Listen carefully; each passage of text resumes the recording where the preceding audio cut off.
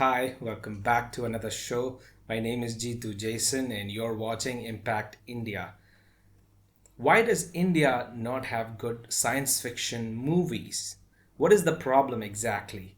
Why does US have a lot of good science fiction movies coming from a nation with fewer people than India? Even China these days is coming up with good science fiction.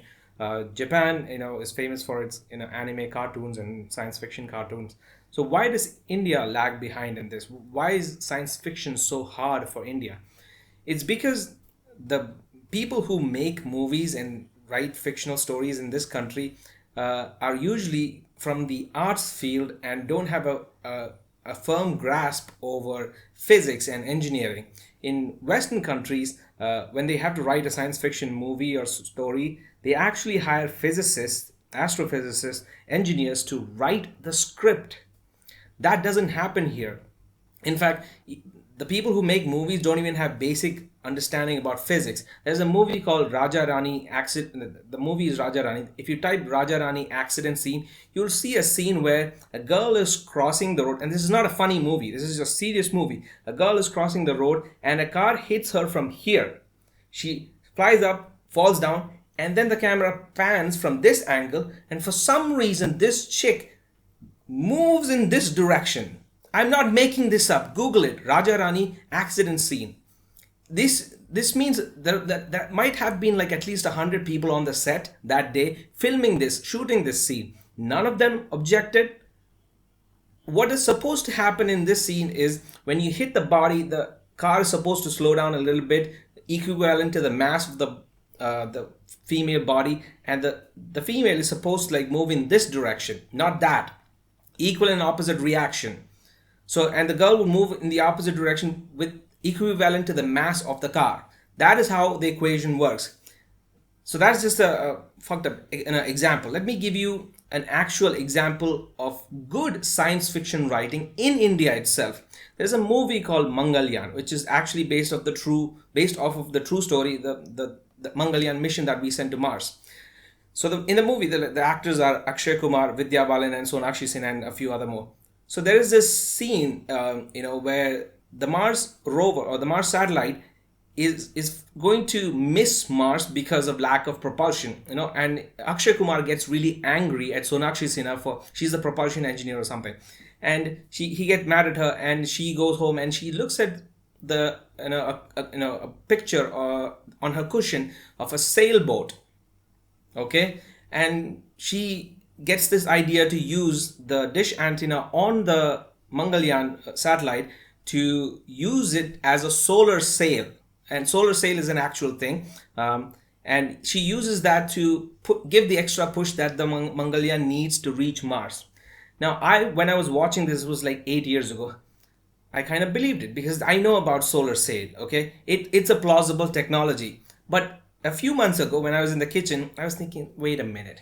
I know about solar sails. The solar sail, for those who don't know, is 99% sail made out of mylar or something like that, and 1% satellite. So it's like a 1 or 2 gram coin sized satellite, and mostly it's just a sail because that's the ratio of sail to satellite you need in order to use sunlight to for propulsion, because photons have no mass, but it has momentum. So the little bit of momentum, you need a whole lot of solar sail for that. So I know about this. So by that logic, shouldn't the Mangalyaan have kilometers wide solar sail to push itself? That makes no sense. And the second reason is you don't need to turn the dish antenna towards the sun. It could be in any direction. It doesn't matter. The surface area matters. Whether the surface area is concave or convex or flat, it doesn't matter. So hang on a minute. That makes no sense. So I Googled this. Did this really happen in the Mangalyaan mission? It turns out this is a complete fabrication by the movie producer and writer. So they fooled me for 8 years. That is good science fiction writing in the Indian context. And I'm pretty sure, I don't know for a fact, but I'm pretty sure they hired an actual astrophysicist or rocket scientist to write that particular scene into the movie. There is no way an arts major guy is writing that scene into the movie. They don't have the brains for that. Okay?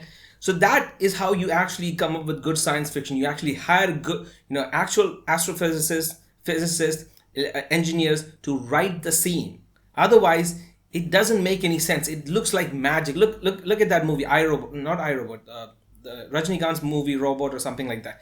It looks like magic. There's no explanation for it. In order to get the rational explanation, you actually have to hire people in the field.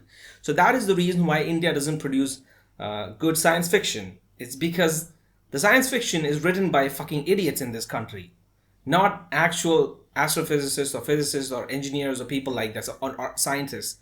That is the reason. You need to hire people in the field to write good science fiction. Otherwise, it's just mumbo jumbo. It's just, it's like LARPing. You're pretending to write science fiction, but you have no reasoning behind it. It's all magically powered.